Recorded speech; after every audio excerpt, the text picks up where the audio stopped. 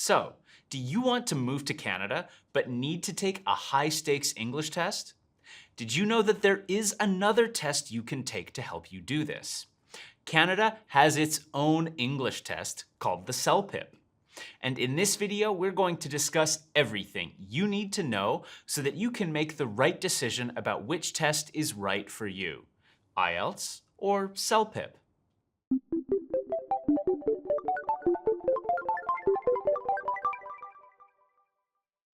There are a number of similarities and differences between these two tests.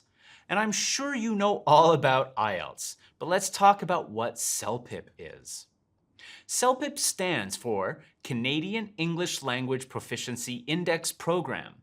It's a test authorized for visa approval to Canada by the IRCC, which stands for Immigration, Refugees and Citizenship Canada.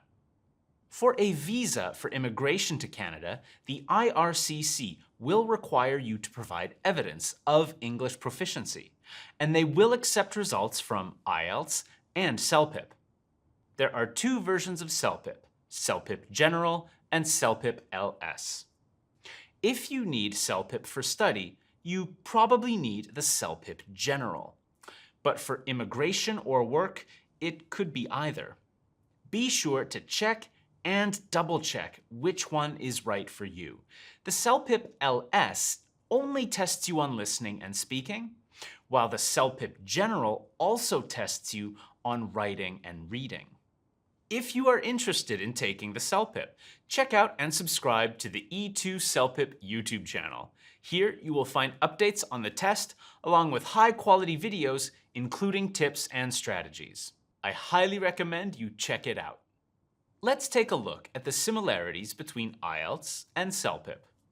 Well, obviously they are both used to assess English language proficiency, and both are highly regarded for immigration, study, and work purposes. Both are authorized by the IRCC, both are regarded equally, so the IRCC has no preference.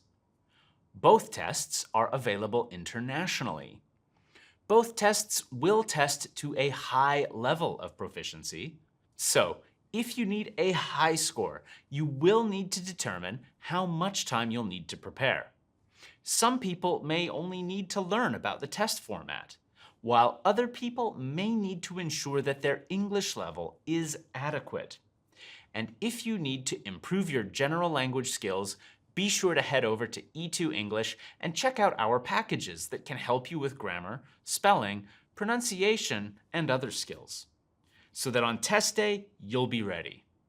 Now, let's take a look at the differences. While IELTS still requires a face-to-face speaking test, CELPIP is always finished on the same day, while in some cases your IELTS speaking test might be done on a different day. CELPIP is also slightly longer than IELTS. IELTS takes 2 hours and 45 minutes to complete, while CELPIP is a full 3 hours. Also, CELPIP has a stronger focus on functional language for everyday situations, and there is a strong focus on Canadian settings and lifestyle. It will heavily feature North American accents in the listening.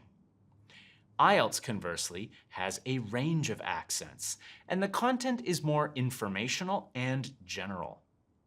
Finally, in most cases, CELPIP costs less than IELTS.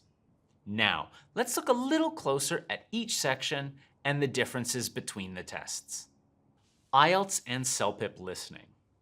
Both CELPIP listening and IELTS listening have 4 parts. But CELPIP takes up to 55 minutes to complete, compared to 30 minutes for IELTS. Many students find the CELPIP listening test easier. However, do bear in mind that for CELPIP, you will listen to the audio first and then see the questions. So note-taking is essential. Whereas for IELTS, you can study the questions before you listen, and you can see them while you listen. In CELPIP, all questions are multiple choice, while IELTS also has gap fill and labeling questions. IELTS and CELPIP reading. Both tests last about an hour. IELTS has 3 sections compared with 4 sections in CELPIP.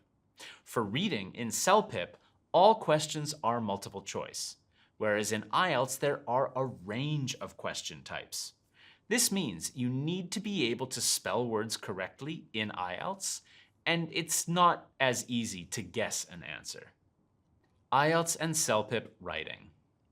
In IELTS writing task 1, you will either write a letter or you will write a description of a data set. And in IELTS writing task 2, you will write an essay. In CELPIP writing task 1, you will write an email on an everyday matter. And in CELPIP writing task 2, you will respond to survey questions. Both tests have 2 tasks and a similar level of difficulty, but overall, the CELPIP test has a lower word count needed. So, which one you find easier will depend on your own writing style. IELTS and CELPIP speaking.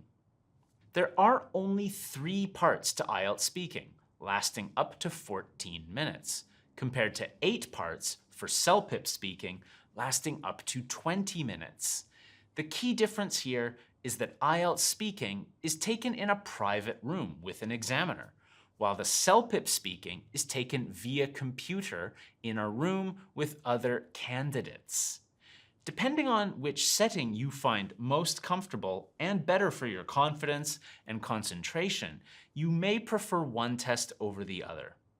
Now that you know all about the 2 tests, it's time to choose which one is best for you. And this will vary according to the preferences of the individual candidate.